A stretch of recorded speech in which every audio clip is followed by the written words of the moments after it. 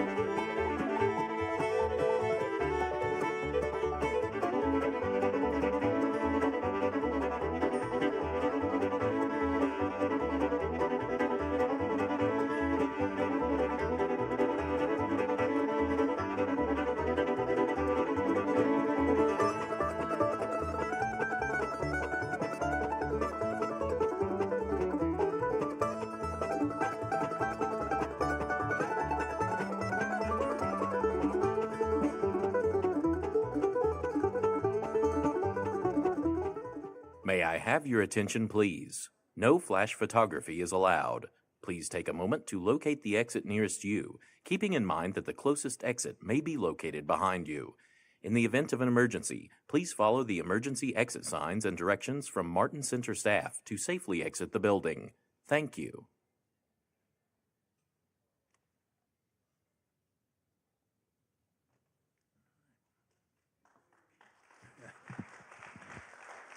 All right. Well, good evening. I'm Randy Wyckoff, the Dean of the College of Public Health, and on behalf of our co-sponsors, who are the College of Arts and Sciences, the Mary B. Martin School of the Arts, the Department of Appalachian Studies, the Bluegrass Old Time and Roots Music Program, and the National Alumni Association, I'm pleased to welcome you all to the 11th evening of Health, Wellness, and the Arts. This began as part of our Leading Voices series back in 2007, where we started to bring in people from around the country, really intellectual, thought leaders, internationally respected folks, to talk to us about some of the challenges that we faced as a region. And then we realized in 2011 that sometimes those thought leaders were people from the performing arts community. Because we discovered, and as you'll hear tonight, the artist who talks about a health issue brings a unique perspective that often in health we don't get to hear an authentic patient's voice, right? Because we're too focused on what we're doing.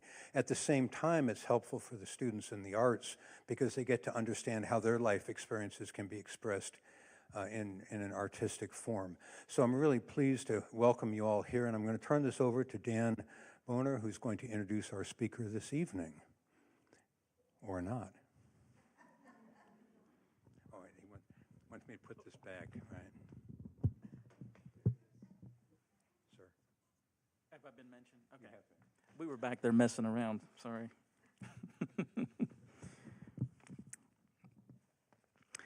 It was 10 p.m. on a Friday night in 2014. Students, alumni, and colleagues were out performing at music festivals, playing on recording sessions, and living musical lives. In contrast, I was in my office, overwhelmed by a mountain of paperwork. I worked really hard to become director of Bluegrass Old Time and Roots Music, mostly because I wanted to teach and create music, not because I felt any lifelong calling to complete accreditation documents, enter registration permits, or navigate those serious and exhausting student and faculty issues. I felt a sense of resignation to this administrative reality. It appeared that I would probably spend the next few decades at my desk so that everyone else could fulfill their musical aspirations. And then Becky Buller called me on the phone. The next 6 years brought more than a dozen award nominations, multiple wins for Becky, a few trophies for us and her band, tens of thousands of miles, performance on the most prestigious stages in our industry, a couple of well-reviewed albums, singles and videos, and collaborations with musical heroes. There was a true feeling that we had accomplished great things together as a band supporting a truly exceptional songwriter, singer, multi-instrumentalist, arranger, band leader, and fundamentally good human being. You hear all that, Bulls? Okay. But administering a college program, teaching and touring were wearing me down. I would teach all week long, load the ETSU Bluegrass Pride Band into a van, drive 11 hours through the night, present them at 2 or 3 performances over 3 or 4 days, drive all the way back home, be back the very next day and teach classes all week again, drive to Nashville, fly out with Becky to play a 3-day festival, fly back to Nashville, drive home in the middle of the night, and meet my Monday morning capstone class. Over and over and over, with no days off, no rest. Did I also mention that at this same time I was working on a Master of Music Education online through Boston University? But I was tough and unknowingly developing a severely debilitating anxiety disorder, complete with full-blown panic attacks and a constant activation of adrenal fight or flight response chemicals that sleep couldn't even rectify. On one of the worst days, I could barely collect the strength to drive to my office for an 8 a.m. meeting, after which I could do very little else but lie on my office floor in extreme panic, awaiting 3 more meetings that day. I reminded myself to act normal in front of people, remember to smile, look like you're breathing slowly, appear interested and calm, try to minimize the involuntary hand tremors by tucking them under your leg. Don't let anyone see the depth to which you're suffering inside. There are people with real problems. You have no reason to act this way. Just be normal. We were about to travel 30 hours into Quebec, and I needed to let Becky know that I was not well. She could have responded in an inhumane, robotic, human resources style manner where we're reminded that you are hired and compensated to perform an objective task. I would need to honor my responsibility and leave my personal life at home. But that's not Becky. Her priority was my well-being. What did I need? How could she and the band help? Was I well enough to travel? Would I need time by myself? Were there situations to avoid? She also revealed to me that her husband, Jeff, had dealt with clinical anxiety since he was in his 20s, and he was willing to talk with me as well. I learned that a band member and another's wife also deal with anxiety, panic attacks, and day-to-day symptoms that are seemingly unexplainable. They shared with me ideas for managing these seemingly unbearable feelings and reminded me that I would be well again in time. As more close friends opened up, I realized how common mental health issues are and how we just don't talk about them. I began wondering about the times when I may have dismissed or misinterpreted others who may have been struggling with circumstances beyond their control. Becky gives her undivided attention and full energy to everyone. Band members, family, fans, friends. She wants individuals to feel valued, appreciated, and respected. I could spend 10 more minutes listing her career accolades, but you can easily find those on her website. Tonight, she shares her own mental health journey and how music, though sometimes unkind to those who chase it, ultimately has its own healing power. You're here because you care deeply about both music and the well-being of those who make it, and I'm grateful that she's willing to be so open about her personal experiences. So it's an honor for me to introduce ETSU alumna and one of my best friends, Becky Buller.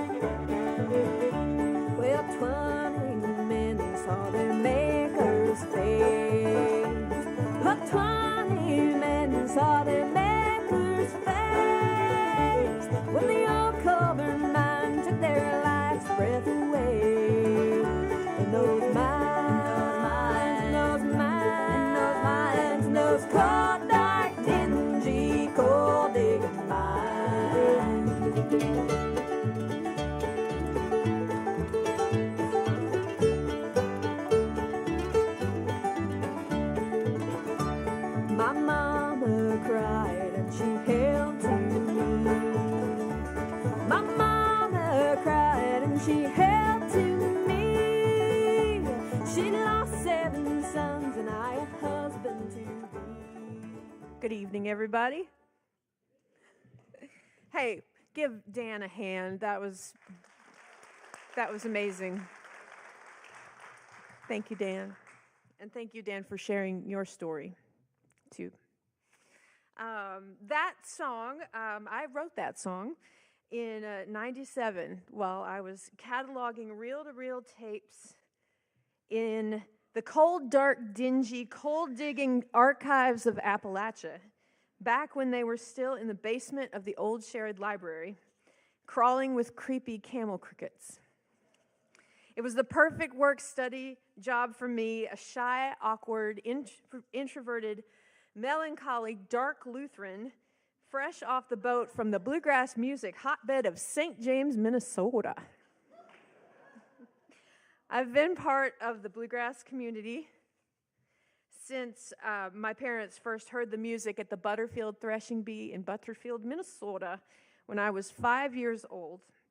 In this photo, my brother Michael and I are singing a song called Old Slewfoot, which was about a bear. And our favorite line was, "He was big around the middle and broad across the rump." And that would make us giggle.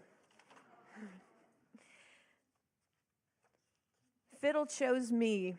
It was the only instrument of the classic bluegrass band lineup missing from my parents' band, aptly named Prairie Grass. I wanted to sing with them, but Dad said everybody has to also play an instrument. That's the economics of a bluegrass band.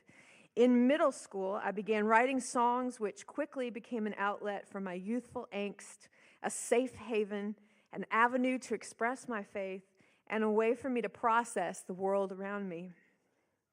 When I was 16, Lou Reed, Terry Baucom, and Carolina put out the now classic Carolina Moon album. In the liner notes, written by a professor emeritus and founder of ETSU Blue, Dr. Jack Tottle, I read about a mythical, magical place called East Tennessee State University, where I could study bluegrass music. Y'all were my ticket south. I dove right into every roots music course offered. For a while, I was jamming somewhere every night. I don't know how I kept up my grades.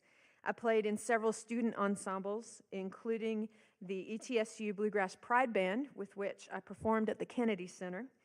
And I also got to tour in Europe for the first time with a trio with now Dr. Jeremy Fritz and our mandolin guitar instructor, Christian Seguret. In addition to my coursework, I immersed myself in the greater Tri-Cities community, absorbing everything I could about the Appalachian culture that birthed this music. I would often spend weekends with my friends Randall and Arlene Brooks from Bristol, Virginia. Randall is the first person I ever heard use the words yonder and commode in casual conversation. They put me to work planting tobacco, harvesting tobacco, grading tobacco, and hunting water leaks in the Victory Baptist Church parking lot. To this day, I keep a pair of overalls at their house, just in case. In 2001, I graduated with a public relations degree and immediately went to work for Valerie Smith and her band Liberty Pike and her label, Bell Buckle Records, for the next 10 years. A former primary school music teacher, Val, would often tell me, "You need to know this because you're going to have your own band someday," which is very unusual for a band leader to do, and I remain grateful for her mentorship. Professor Dan, who was a freshman when I was a senior, says he remembers me being keenly focused and determined to make a life in music, which is so amusing because I never remember having a clear plan. I changed majors at least 3 times and only landed in public relations because of my bass-playing songwriting friend, Robin Clevenger McNabb. She went on to become a lawyer and a judge. And me? I managed to get a 4-year degree in 5 years and have been dog paddling along in the music biz ever since. I'm thrilled to say a goal was realized this year when Dan invited me to join the ETSU faculty as an adjunct professor of roots music marketing.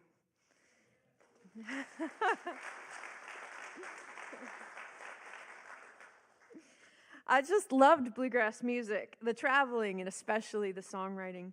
After taking a short break from the road at the end of 2011 into 2012, Jeff and I became Romy's mama and daddy.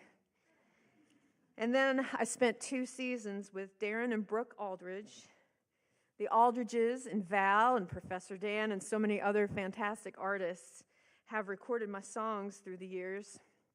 And there's no greater compliment than when another artist enjoys your art so much that they decide to make it part of their own. Over the years, folks kept encouraging me to start my own band. I appreciate the confidence in me, but I was confident I couldn't do it. Although I've always felt the pull of the music and the desire to create it, I've had a love-hate relationship with the performance part. I would get physically sick at fiddle contests. My public speaking class here was a nightmare. When I finished one particular speech, I thought I muttered under my breath, "Please don't ask me any questions." I might have said it a little louder than I intended. The rest of the class just blinked at me like owls. After an eternal awkward pause, my prof just said, "Yay for you." I think because I didn't pass out. I've found that phrase very handy in my own teaching. Until recently, I've only felt comfortable performing in band situations. I'm naturally an extreme introvert, and it takes a lot of energy for me to be who you see on stage. I was certain I couldn't handle the stress of running a band. I was right. In 2014, I had a new album coming out, and I needed to be on the road to sell it. At home, Romy had just turned a year old and was starting to walk. Jeff and I were both exhausted. I was in a corner. I had to fold or make my own schedule. I may be extremely introverted, but I'm also extremely stubborn, obsessed with what I do, and incredibly driven. I guess Dan was right about me after all. Quitting was never an option. I love this music and our community. Having no other marketable skills, I took a deep breath, held my nose, and walked out on the water. I didn't sink. Not at first, anyway. I found myself initiated into the band leaders club. So many of my musical colleagues continue to help me along the way with advice and encouragement. I do the best I can to pay it forward. It's invaluable to know that no matter how many years we've been doing this or what level we're at, we all deal with the same issues. When I started the band, I began going to a Christian counselor. I'm a Christ follower, and I wanted someone speaking into my mess who also views the world through the lens of the Bible. I just had so many knots in my brain, behaviors I had been taught or picked up along the way. When I would come into her office to cry ugly about some rat's nest, my counselor always managed to pull on a single thread, and the problem was gone. I realized I didn't have to think about or act in the same old destructive ways. There were more life-giving approaches. Meanwhile, the stage fright kept rolling on, some days better than others. If you fight fear daily, maybe this quote from Lucy Maud Montgomery will resonate with you as it did with me the first time I read The Blue Castle. Fear is the original sin. Almost all of the evil in the world has its origin in the fact that someone is afraid of something. It is a cold, slimy serpent coiling about you. It is horrible to live with fear, and it is, of all things, degrading. I've had a wonderful series of music instructors, but I don't recall anyone specifically addressing my stage fright. Mental preparation is given in athletic training, but doesn't seem to be emphasized for musicians. Why not? Through transparency about my own struggles, I am continually picking up tips and tricks for myself and my students. For instance, who would have thought it was important to breathe while playing a stringed instrument? When focused on breathing, you're not focused on fear. You'll think more clearly. Your body is more relaxed and able to do what you trained it to do. Carve out practice time focused on breathing while playing so it becomes rote, even when the adrenaline rush hits. Also, I've learned that stage fright is likely a symptom of deeper struggles. You may be the first person in your student's life to recognize it and point them toward a healing path. When I was about 16, a professional musician suggested I consider trying medicine to curb my nerves. The culture I grew up in didn't believe in that. Any physical manifestations of issues with the mind indicated a lack of faith. So quit feeling sorry for yourself, pull yourself up by your bootstraps, and go on. Yet most of King David's psalms are gut-wrenching laments. In his second letter to the Corinthians, the Apostle Paul wrote that he was under great pressure, far beyond his ability to endure, so that he despaired of life itself. We would call that being suicidal nowadays. Jesus wept, and he sweat drops of blood, a real medical condition called hematohydrosis, wherein capillary blood vessels which feed the sweat glands rupture, causing them to exude blood. It's often linked to extreme physical or emotional stress. You never know how you're going to react to something when it happens, whether it's good or bad.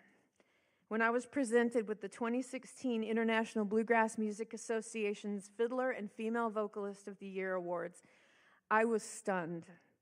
First of all, my heroes win awards, not normal folk like me.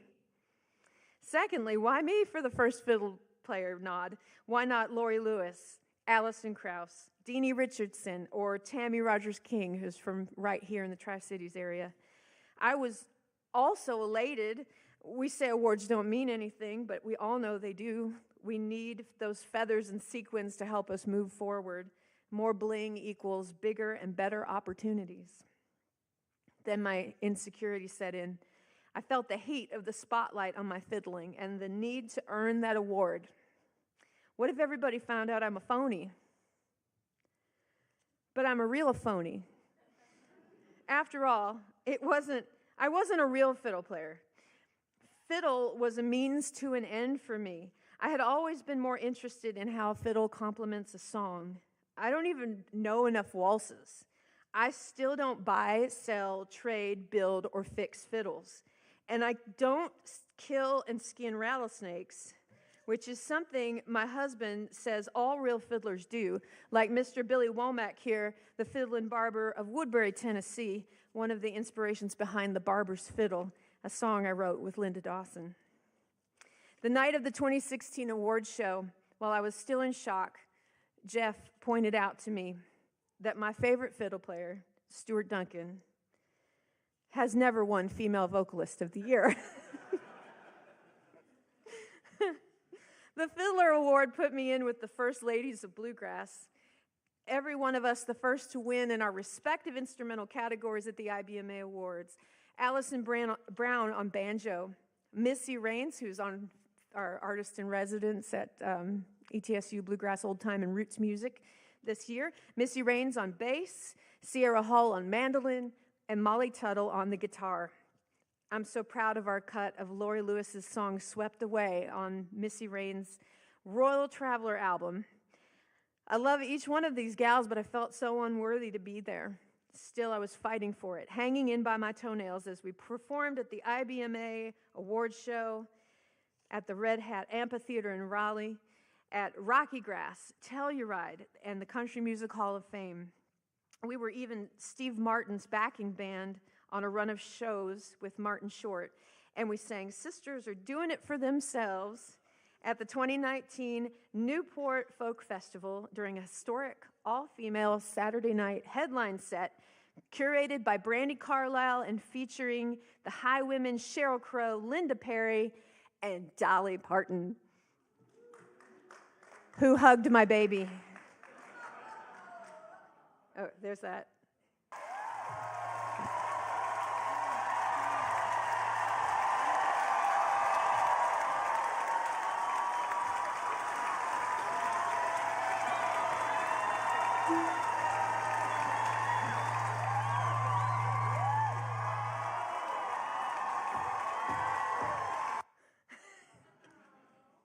I completely missed it, y'all. It was just chaos up there. I completely missed the whole thing. And I turned back around, and Romy's just sobbing. And I'm like, what happened? She said, her rhinestones hurt me. And I was like, what? She's like, Dolly Parton hugged me. What? She hugged all the kids on stage. What? How many kids were on stage? 2? Me and Mercy. Amanda Shires and Jason Isball's daughter. But Romy, at the very end, as I was getting ready for this talk, I noticed at the very end she had told me that she was trying to tell Dolly thank you for the books, because we had talked about it ahead of time, like if we got to see her, that we were going to tell her thank you for the books. So she was upset that she didn't really get to tell Dolly thank you. But anyway. There was literally a feast in front of me, yet I could not drink, and I could not eat. While at Newport, I connected with multi-Grammy Award winner Aoife O'Donovan about doing some co-writing and pitched the idea for the song Jubilee to her. In early 2020, through text and email, we made it happen. Aoife is a touring mama, and her daughter Ivy Jo is a little younger than our Romy. Like me, she was feeling a little worn around the edges and longing for a season of rest. The concept of the year of Jubilee is from Jewish tradition. They would work the land for 6 years. They would let it lie fallow on the 7th. On the 49th year, after 7 of these 7-year cycles, they celebrated a year of Jubilee by reestablishing their covenant with God, forgiving debts, freeing indentured servants, and returning misappropriated land to the original owners. I wanted Minnesotan there. Owners. A grand Sabbath, if you will. In March 2020, we all got a break, and I broke. There isn't a soul here that wasn't impacted by the pandemic. It changed everything for all of us. The world shut down. We lost our livelihoods overnight. The music industry is still in recovery, finding our footing in the new normal. Some venues and events never came back. Bands folded. Babies were born. Marriages ended. Many of us lost loved ones to COVID, to the darkness. Professor Dan, who was our guitar player at the time, had already given notice in January. I cried ugly. I was so sad, but I understood.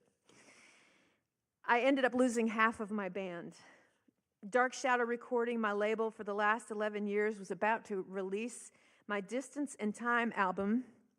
We did not choose that title because of the pandemic. We chose it before the pandemic. But we couldn't market it in the usual ways. All shows canceled except for 2. One of the shows was pivoting to live stream, and it was eating me alive to cancel. But I had no band to play it. Professor Dan and Nate Lee were in strict quarantine. Daniel, the Hulk Harden, our bass player, was willing, but he works at Jack Daniels, and at that time Nashville was a hot spot. If he did the show with me, Jack required a mandatory 2-week quarantine without pay. Ned Lubarecki, our banjo player, said he would do the show with me, but he didn't want to. Even if I had a band, where and how would we get together to practice the new material? I literally didn't sleep for a few months over it. If I did nod off, I had lurid nightmares. As the pandemic rolled on, I taught and co-wrote, got more comfortable with performing solo by doing some live streams, did a couple duo live streams with Ned from our respective front yards, juggled having both Romy and Jeff home 24/7, enjoyed the fragrant lilacs, watched birds caring for their chicks, just things I never made time for, all the while retreating further into myself. Some of it is vivid, some is a blur. I had a great team around me, but no one could help me make decisions because there were no right answers. I felt so horribly alone. When one more financial pebble was thrown my way, I shattered into 1,000,000 pieces. I literally felt something in my brain pop. I now know in a very visceral way what King David meant when he wrote about walking in the valley of the shadow of death. If you're at a crisis point right now, please know you're not alone. I've been right where you are. Yet I'm standing here to tell you it can and it will get better. Please hold on. Your life is unique, precious, sacred, precious to me, to your other colleagues, friends, family, your creator. The world needs your voice and your music. If you've lost all hope and the darkness is consuming you, please call 988. That's 988 in the U.S. and Canada.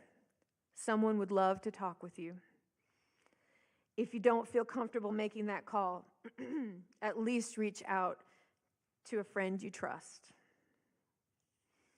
In early 2020, Rolling Stone published an article with the title, "We Can't Have All Our Artists Die: How the Music Industry is Fighting the Mental Health Crisis." In it, the author cites a 2019 study by Swedish digital platform Record Union, which concluded that 73% of independent musicians struggle with mental health. The figure climbs to 80% when researchers focus solely on the 18 to 25 age group. Music Cares was founded in 1989 by the Recording Academy to help the humans behind the music. Through vocal health workshops, dental and hearing screenings, financial assistance for basic living expenses in times of hardship, and mental health and addiction recovery services in the form of support, referrals, and need-based financial assistance. Their 2025 Wellness in the Music survey found that 11.4% of the nearly 3,200 survey respondents reported suicidal ideation in the last year, representing an increase from 8% in 2024, and more than double the U.S. general population. 15.4% of respondents lost a music industry colleague to suicide in the last year.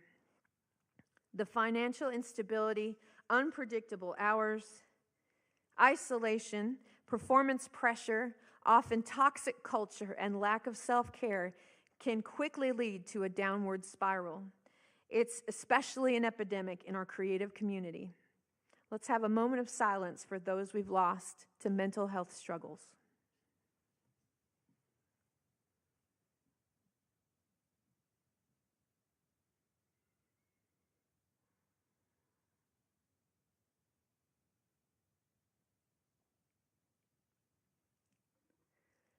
What's being done at the corporate level to help our creatives? In addition to the Recording Academy, organizations like the Musicians Union, the Gospel Music Association, and Folk Alliance International now have health and wellness resources on their websites. Backline Care was founded in 2019 by Hillary Gleason after tragic losses in her tight-knit jam and Americana community to help bridge the gap between artists and mental health care. To date, Backline has a network of over 1,500 vetted mental health care providers throughout all 50 states. Earlier this month, during Grammy Week, they launched Beeline, a dedicated 24/7 mental health and crisis support line for the music industry. And what are we doing to heal our mental health conversations in our own spheres of influence? I have my husband's permission to tell you that he's been dealing with depression and anxiety for over 30 years. He didn't mention it to a soul for the first 4 years for fear of what folks would think. His mom realized something was wrong and started asking questions that got him on a road to better health. His dad, however, didn't understand why Jeff couldn't snap out of it on his own. I love Jeff's response. Well, Daddy, next time you have a heart attack, just tell yourself to stop. When we have broken arms, heart attacks, strokes, or cancer, we seek the necessary medical attention from the appropriate doctors. When my symptoms worsened beyond what songwriting, talk therapy, and chocolate could relieve, Jeff didn't shame or belittle me. He knew exactly who to take me to.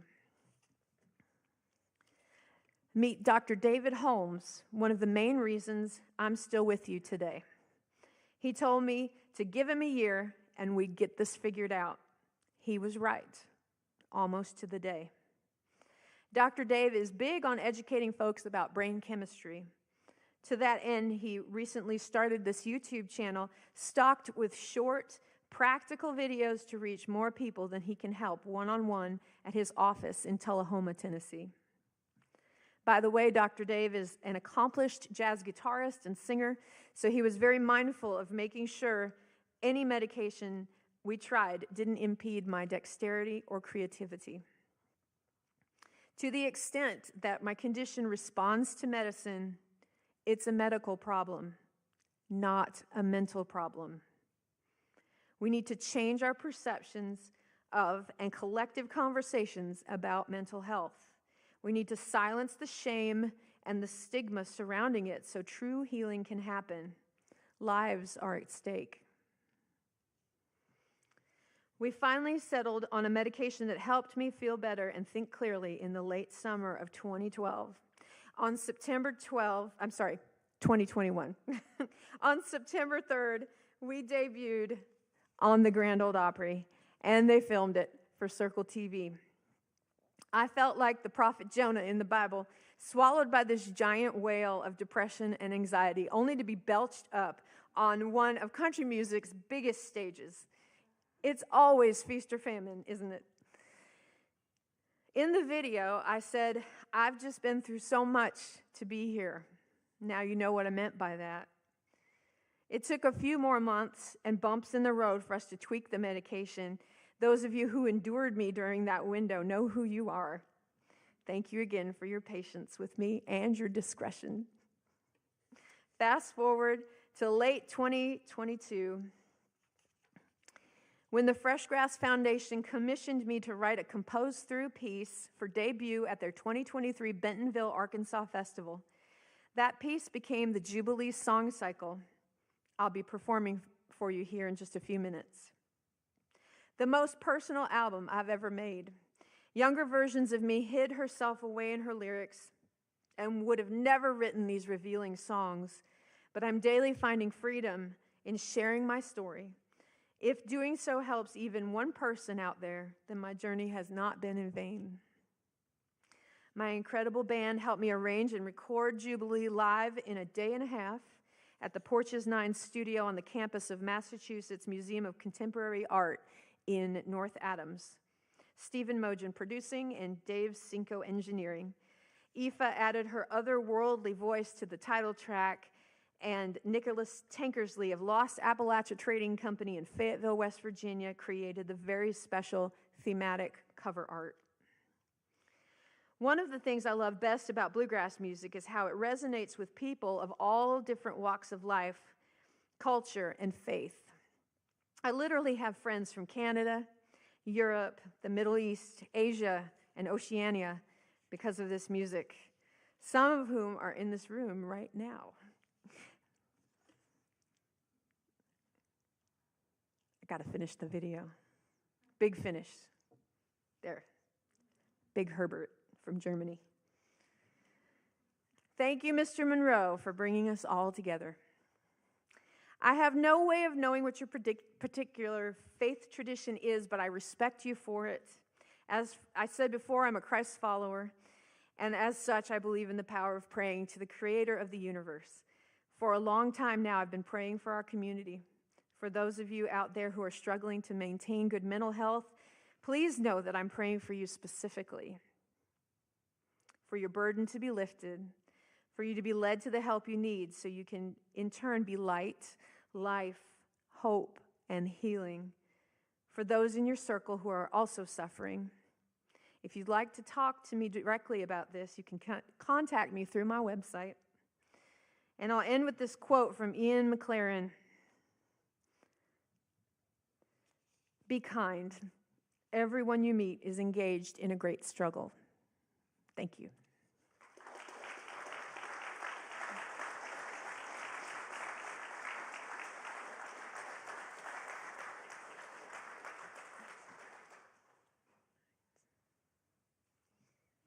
And now for some music.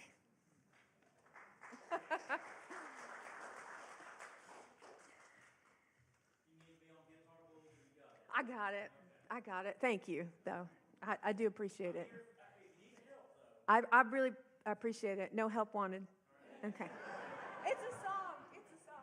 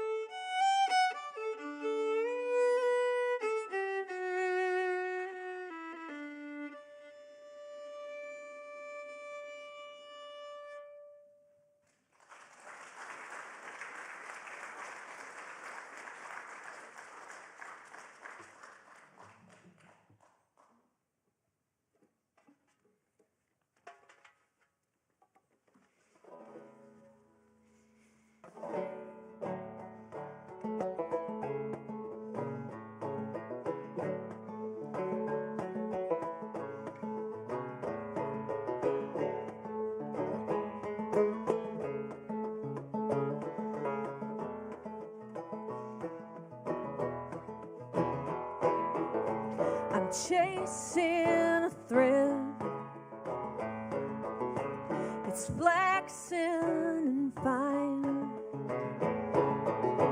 to spin me a web of tune and rhyme.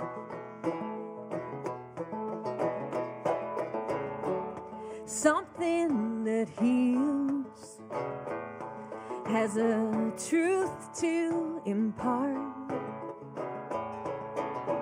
yet never reveals my inmost heart. Don't mind the woman behind the words, although she's aching to be heard.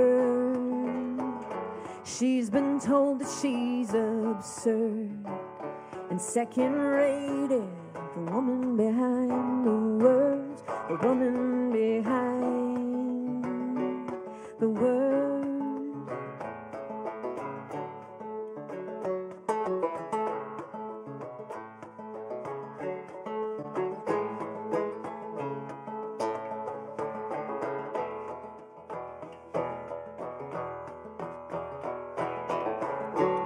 With open hands, I catch and release each candle fly of my legacy.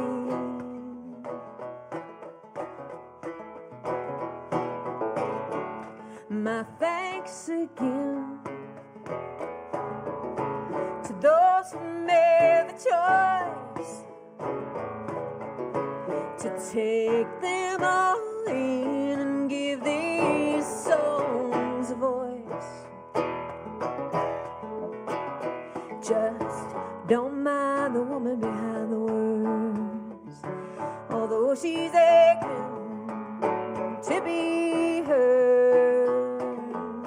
She's seen her share of the absurd, and now she's jaded. The woman behind the words, the woman behind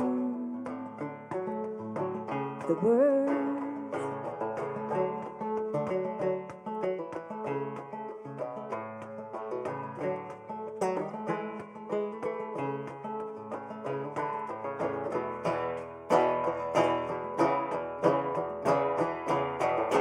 Don't mind the woman behind the words, although she's aching to be heard. She's laughed till she cried at the absurd, and now she's faded.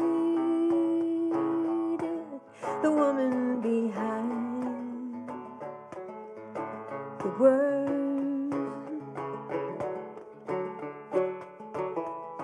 Oh, the woman behind the words.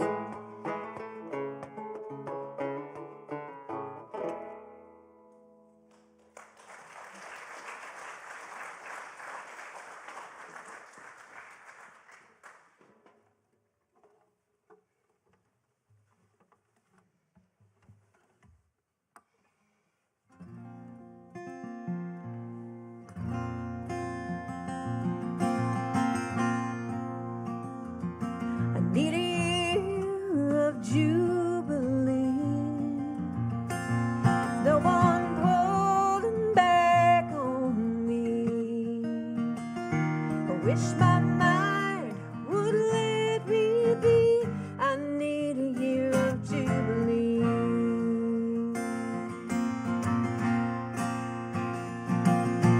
Found my honey on a July night under a pink carnation moon. Poured my love into a glass and he drank it with a silver spoon. Time rolled by, the babies came, we were happy as we could be. But something was lost, something I couldn't see. I need a year of jubilee.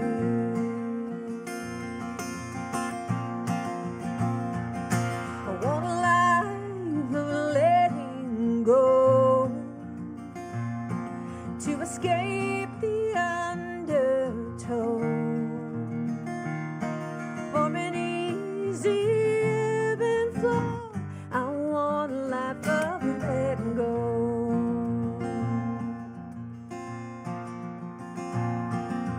Dusty sunbeam shivers in our January room, filled with resolutions, empty liquor box strewn. You take my hand, our youngest laughs and wraps my legs. We slow dance without a tune. The city screams but can't reach me. I'm listening for my Jubilee.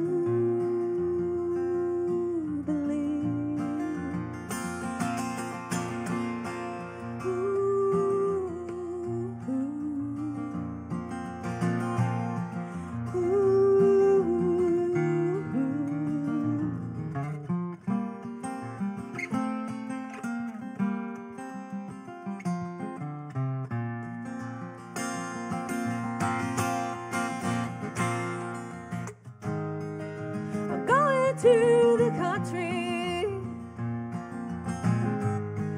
maybe I can find it there. If I keep my heart open, Jubilee will fill the air. When there's a feast in front of me, and I can't drink, and I can't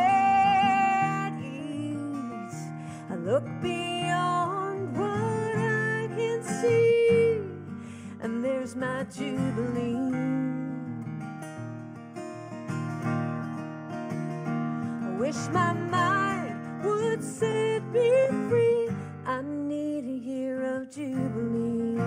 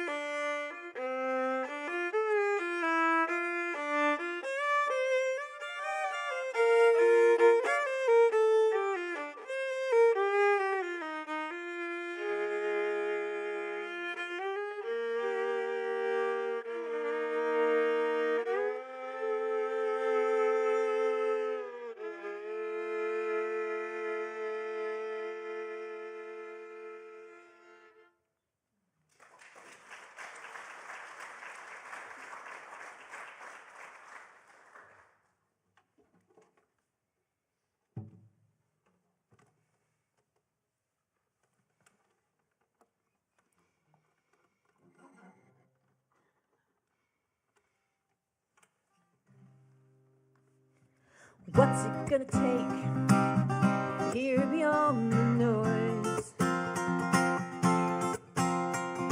I'm about to break. I've got no choice. I did everything you asked. You claimed the harvest yield. Now I'm eating grass in a potter's field. Is there something from which I must atone? 'Cause it's over and I'm left alone. I've lost the constellations on this moonless night. every conversation has its prize. No rest in my waking, to sleep perchance to dream. Whispers leave me quaking, my mind a silent scream. I'm wandering, a heart without a home. 'Cause it's over, and I'm left alone.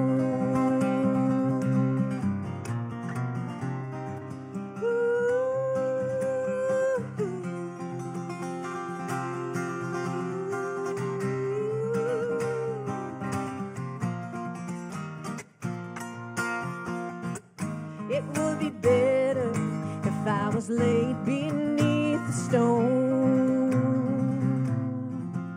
'Cause it's over, and I'm left alone.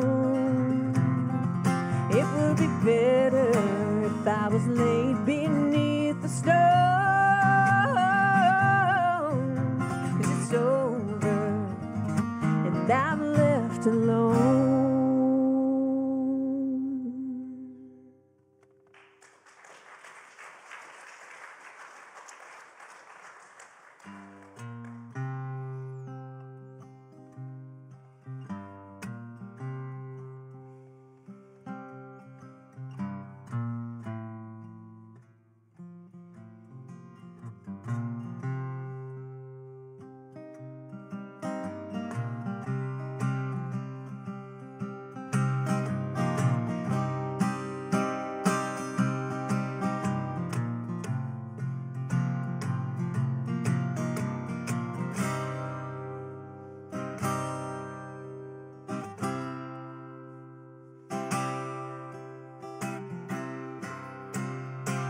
I need your help.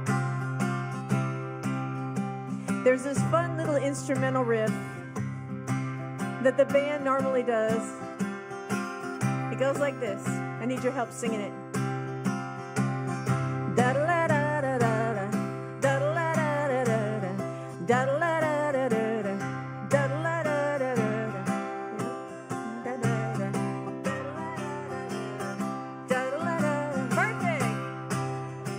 We were tossed on the sea in a terrible storm. So like Jonah, I told them to throw me overboard. They said, then he calmed down. As for me, I wouldn't know. 'Cause I was sinking like a stone, losing air in my lungs, crushed by the weight of the done and undone, when something real big swallowed me whole. I couldn't see and it smelled bad in that hell, all those fathoms below.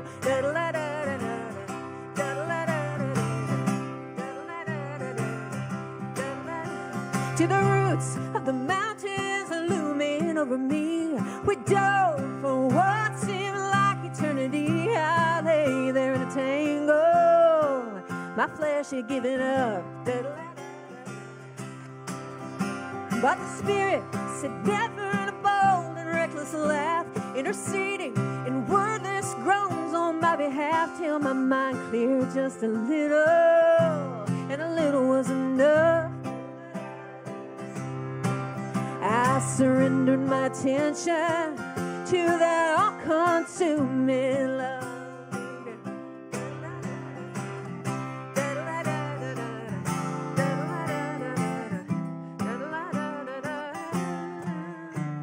Then upward and outward in Philistine flight, reached up on stage under the lights into a dream. I didn't know the dream could set sail. Now I know I only have this day to dance, so I'm making the most of this blessed second chance, telling anyone who'll listen my big fish tale. About that time I was rescued in the belly of a whale, when redemption came to find me in the belly of a whale. was resurrected from the belly of a whale. Oh, in the belly of a whale. All right, sing the other part with me too. Oh, in the belly of a whale. Oh, in the belly of a whale. You know you've been there. Raise the roof. Oh, in the belly of a whale.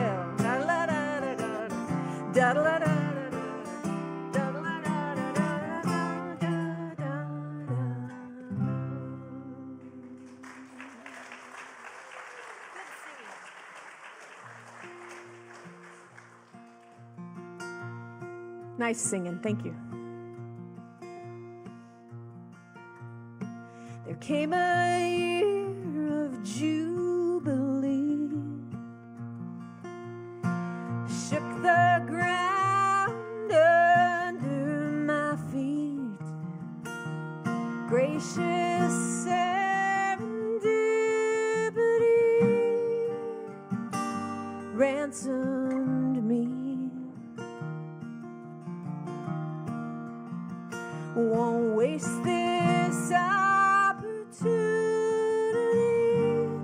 to be a living jubilee.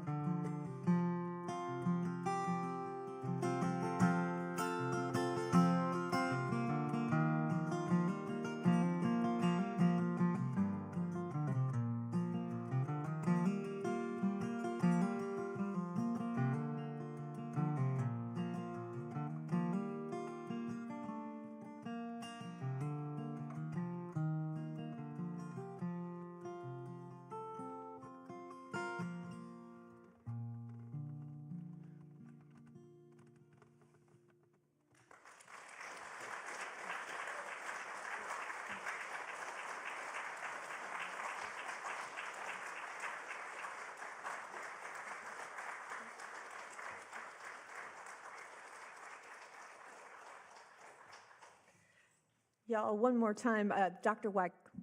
Dr. Wyckoff. All right. Well, thank you, Becky. I must start by saying I feel sorry for anyone who wasn't here tonight. That was really something special. She's agreed to take a few questions, and I've agreed to be her bodyguard, so the questions can't go on too long. Anyone? There's a tradition in higher ed that you raise your hand if you'd like to say something. Righto.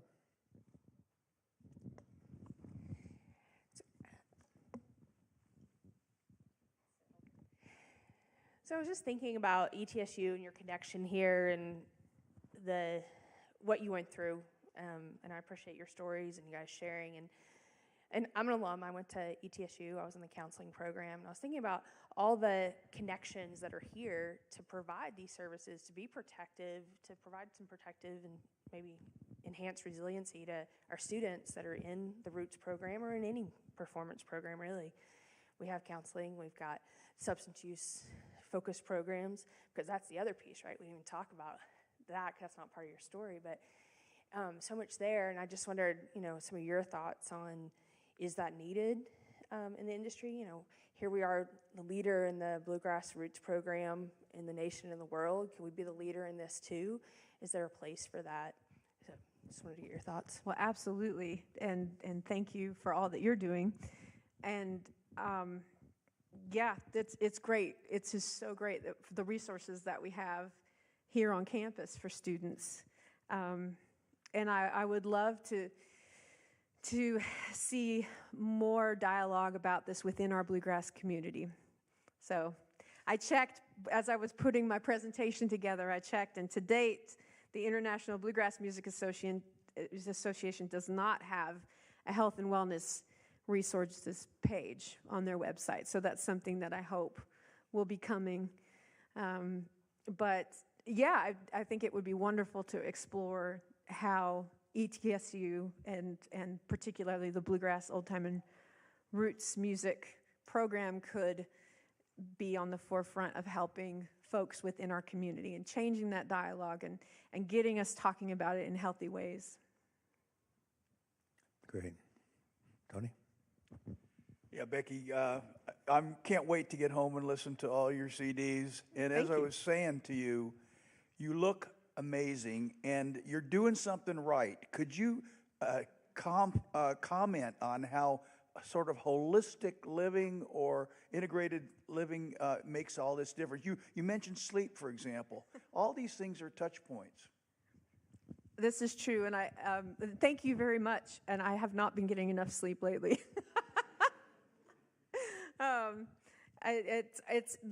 That's always a work in progress for me, trying to figure out how to get enough exercise and sleep. And being an introvert, I really need that time to myself to recharge.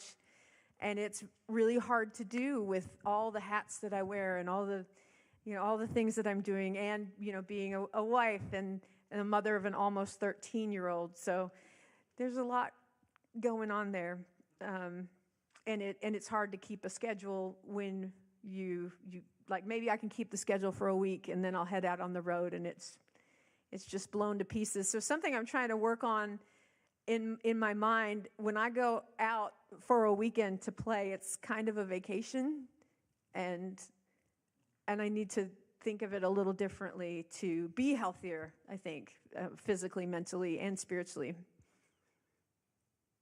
and lay off the chocolate.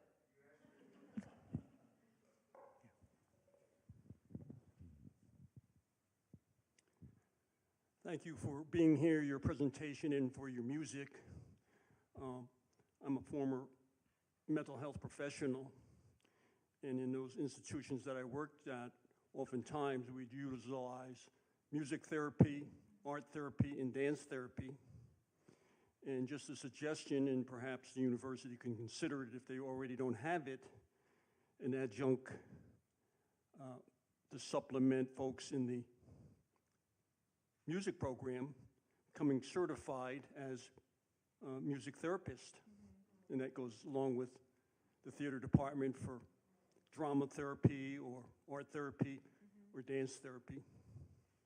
I love Thanks it. again. Thank you for what you're doing to help folks.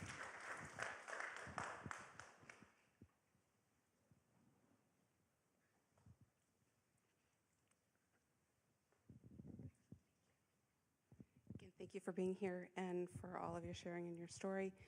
My question is, in your experience and then also what you've heard, what do you think are some of the primary constraints or obstacles that musicians and those in the arts are encountering in engaging the resources that they may need to address their sticking points? In particular, I'm a music student here, but I also earn my living as a mental health professional. Is there anything that you have encountered or that you have heard encountered by the folks in my field that unwittingly are presenting obstacles to musicians connecting to services that they may need? And thank you for taking the question. Well, first off, thank you for what you're doing to help folks. And I think it's very, the music industry it's just a different sort of beast, and nobody really gets it unless they're involved in it. And so I think it's critical to connect music industry folks with someone who might understand what they're going through. But it's a long process to get in with a new therapist, and you might have to wait months to do that. And I think with some of the folks in greatest need, it's just too little, too late. Financial, that's a huge burden, especially within our roots music community, because it just doesn't generate as much income as other genres, pop, country, polka. But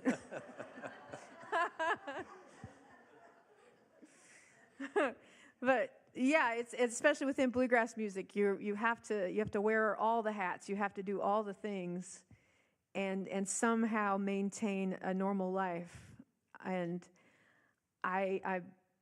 it's just impossible. And I keep trying to figure out, well, how can I manage my time better? So like time management skills and prioritizing. I have trouble with all of that. Being a creative, I just have trouble with that structure. So I guess speaking to that in somebody's life, getting them connected with somebody who's more business-minded that can help the artist with getting their business stuff in order to make that run more smoothly. Thank you for your beautiful music. It was amazing. As a musician and a mom, what conversations, or if you have them with her in the future, have you had with your daughter about your struggles and your journey as a fellow woman who is raised during the pull yourself up by your bootstraps message, just trying to do differently with the next generation? Well, we're both, Jeff and I are very hyper aware of, just on the lookout for any kind of depression and anxiety manifesting in her. And we've been very open with her about stuff, and she's been with me to some of my appointments, my psychiatry appointments, and with me through some of the worst of that stuff, unfortunately. I hate that I drug her through that.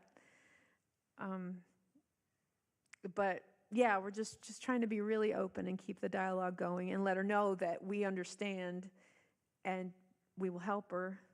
And I'm trying to give her tools to try to avert what I went through.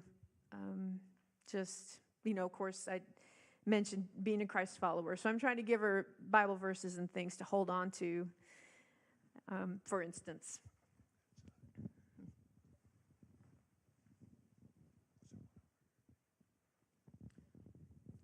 I had just a little bit of a comment about the work that goes on between the Department of Appalachian Studies and the College of Public Health. People like Dr. Roach and Becky Fletcher and other colleagues of ours. It seems to me that there's a lot of opportunity with these collaborations with health and music and Appalachian culture. I wonder if people maybe the music can be a liaison or a catalyst as a way to reach places that might be a little hesitant about the university, a little skeptical maybe even, and maybe if they see their culture represented at the institution in Appalachian Studies and bluegrass, old time, and roots music, that they may be more receptive. Just a comment. I don't know if you have any thoughts about that either, Becky.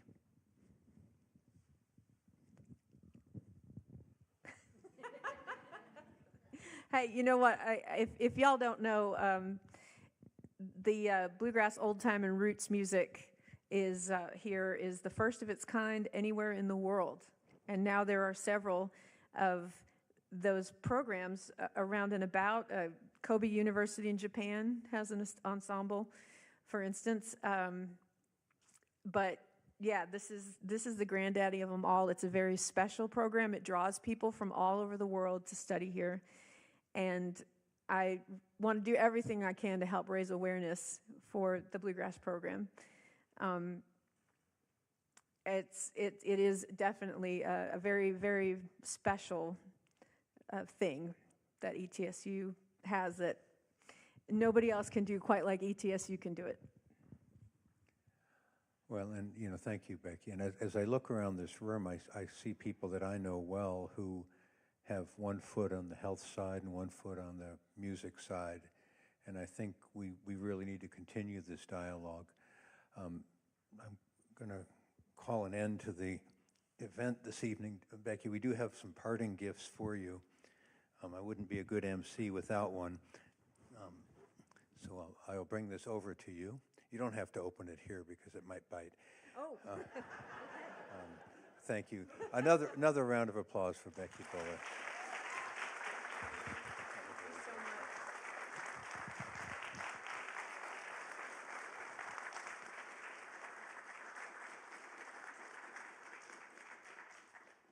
And the last Leading Voices of Event of the Year will be on April 22nd.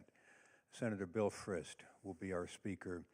He has done some remarkable work recently addressing the myths around climate change.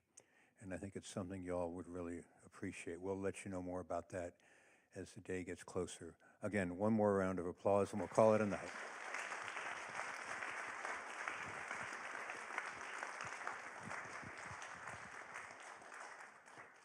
And Becky, if you're willing to talk to some folks privately, there may be some folks who want to talk with you. For those of you who are going to join us for dinner, you know who you are. If you're not one of them, you're not one of them. So we'll just gather up sort of this corner of the arena, theater, whatever we call this. That makes you an arena musician, right? Yeah.